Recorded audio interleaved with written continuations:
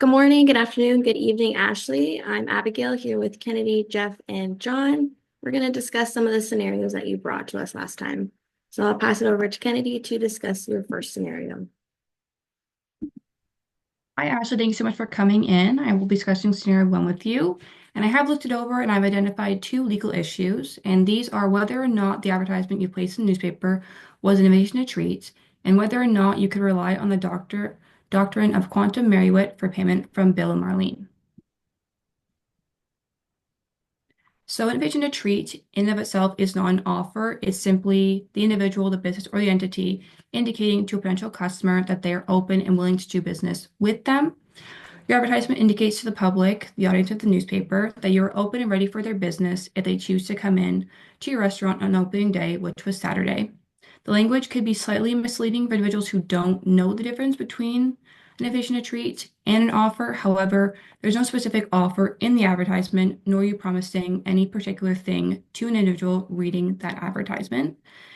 And the doctrine of quantum merit is based on the general concept that payment should be given to a provider that's giving a service, a good, and or labor that's being requested by another person. Where there's no payment discussed, there's still an implied promise that payment will be given because a service is being provided. The scenario you've given me, although there's no verbal communication for the coffee, there was a few small gestures that indicate that they are requesting the coffee from your employee, from the waitress. As well, there was no specific item that was asked for.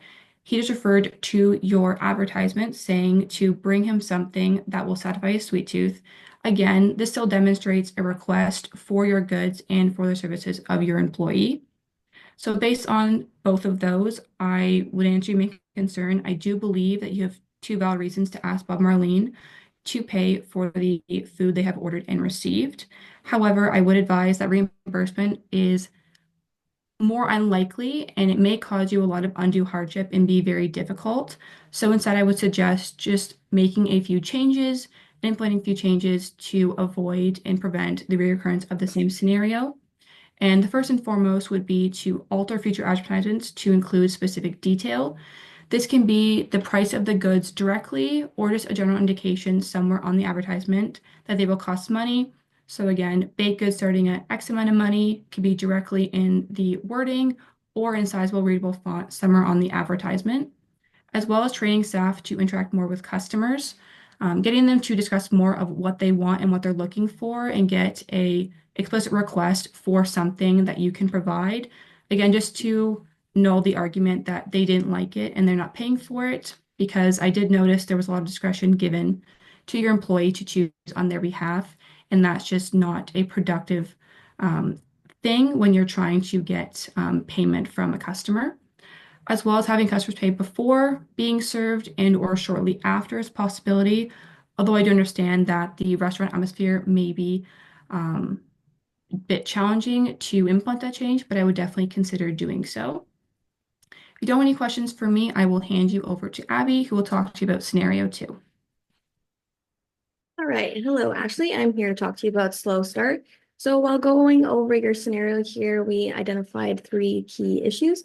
So whether your written email confirmation of the new terms, your landlord's silence in your payment of the rent for 2 months without objection constitute a acceptance of the new terms, and whether the promise made by your landlord constitutes an enforceable promise under promissory estoppel. And finally, under what circumstances your landlord can terminate the lease following a receiving of that rent. So for our first issue here, the confirmation of two new terms, typically in Ontario under the statute of frauds, oral agreements concerning leases or modifications to the original lease often require an additional written component to be enforceable. Your landlord did not respond in writing to that agreement of the new lease terms, so this might work against you. However, your landlord's acceptance of the lower rent payments without objection for 2 months could be implied as an acceptance of the new terms. For promissory estoppel, there are 4 elements to this promisor, and it is the clear and unequivocal promise, reliance, detriment, and inequity. So your landlord's oral agreement to keep 50% less for 6 months meets the first element of clear and unequivocal promise. Next, you relied on the promise to continue your business operations, meeting the second element of reliance. Thirdly, if you spent your limited funds on operating expenses, food, or etc., you could have suffered harm on the reliance of that promise, meeting the third element. Finally, it is inequitable for the landlord to go back on the promise and demand full rent immediately after it was relied on, especially since the landlord is still benefiting from that continued partial payments, meeting that fourth and final element. As for your eviction notice, more information is needed for this legal issue. We would need to review your lease agreement. For example, if your lease includes a clause allowing for termination upon non-payment, your landlord might have a right to evict you. However, the acceptance of the partial payments, he might have waived his ability to enforce this eviction clause. As for notice, under the Commercial Tenancies Act, a landlord can terminate a lease for non-payment. However, they must provide reasonable notice, which is typically included in your lease or what is deemed reasonable in the circumstances. So in our opinion, the 2-week notice period is not reasonable in these circumstances. So what can you do now? Well, we would say definitely continue to comply with your lease. So continue to pay that 50% rent on time. This will show your good faith and intention to comply. Then we would recommend that you gather and maintain evidence. So keep a record of all your correspondence with your landlord. Keep records of the follow-up emails, rent payments, and all those payments made at the reduced amount without his objection. As well, keep notes of the original conversation regarding the modifications to the lease agreement.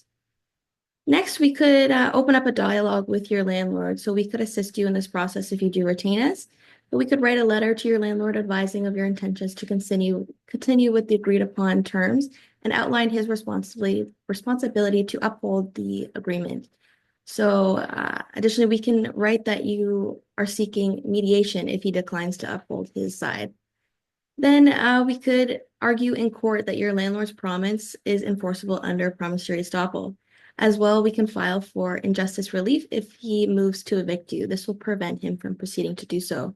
Of course, there's always that other option to do nothing. If you want to relocate your business or if you feel none of these options are right for you, we can discuss further. I'm going to pass it on now to Jeff to discuss your third scenario. Thanks for coming in, Ashley, and sorry to hear about the issues you're having with your chair purchase from Just Like Home. We feel there are two issues that arise from what you've told us about this transaction. Whether they can rely on the written agreement despite the mistake recording the chair that you selected, and whether you can introduce terms agreed to orally during negotiations to support the essential condition for a transaction involving the chair under SKU 7733. Mistakes do happen in transactions, and it's clear the vendor made an error when recording the chairs you agreed to purchase. In law, there are remedies available, and we feel this can be argued with likelihood of success as a unilateral mistake or mistake about subject matter. It's regrettable that the salesperson is no longer there. Typically, written contracts do not allow outside or surrounding context to be added. This is referred to as the parole evidence rule. There are, however, exceptions to this rule, and since you still desire the chairs, we don't recommend seeking to void the contract for a fundamental error, which is available under mistake about the identity of subject matter. The equitable remedy for both sides is to correct the mistake. You should receive the chairs ordered, and Just Like Home maintains the transaction. This result is commercially reasonable and allows Just Like Home to correct their mistake. The remedy of rectification and the criteria appears to be met, where there is evidence of an essential term left out, the parties had common intention, and the mistake is logical and clear that 3377 was supposed to be 7733.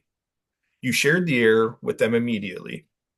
Their marketing efforts and the Furniture Expo were linked to their desired chair, and you've confirmed the chairs received were not of the same quality and not of similar pricing.